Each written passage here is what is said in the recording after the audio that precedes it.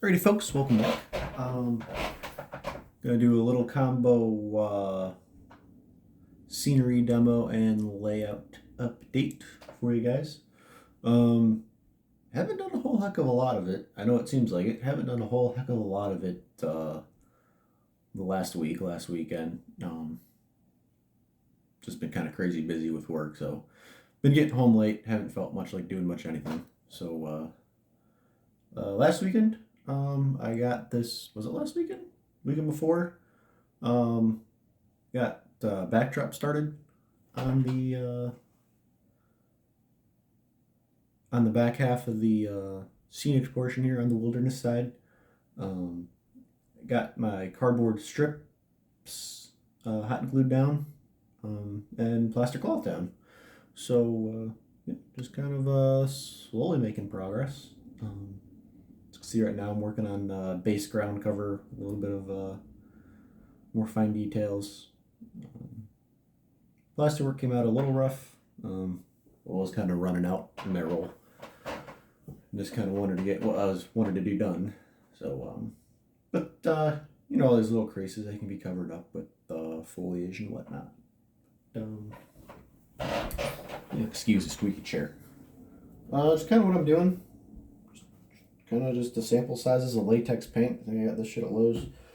I just kind of brush on small areas, and then I just sprinkle my ground cover base on right over it, and kills two birds with one stone.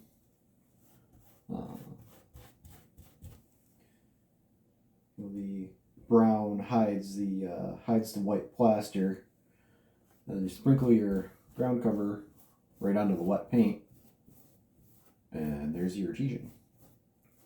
Don't have to mess around with glue. Of course, I do use glue for the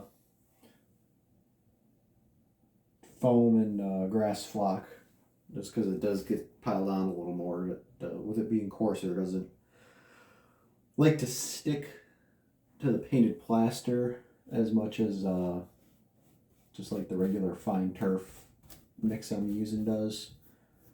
So I do wet that down with alcohol and give it a douse of the 50-50 white glue and water mix.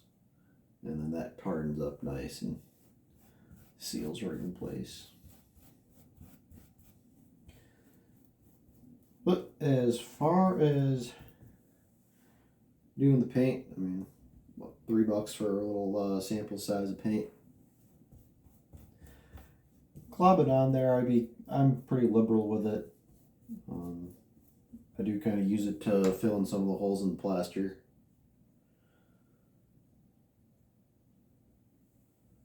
Just give it a good, nice, sticky base for the ground cover.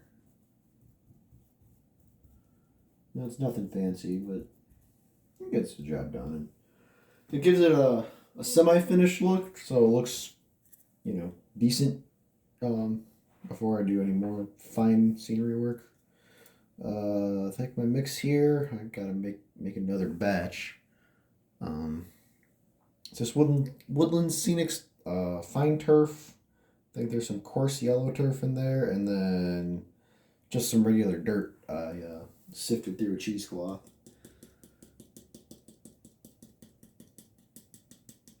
Just to give it some variance in texture. And if you're gonna use dirt, you really gotta use a very fine sieve. Like I said, I was using a cheesecloth.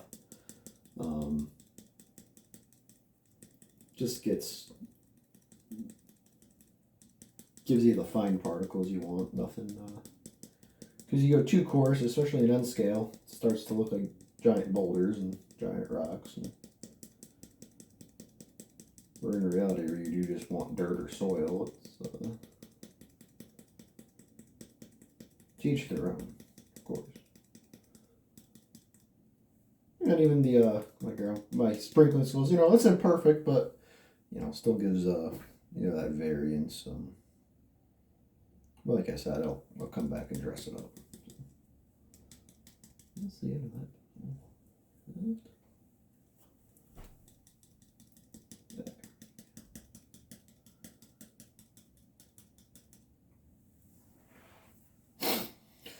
yeah, other than that, that is about all I got going on as far as layout progress here.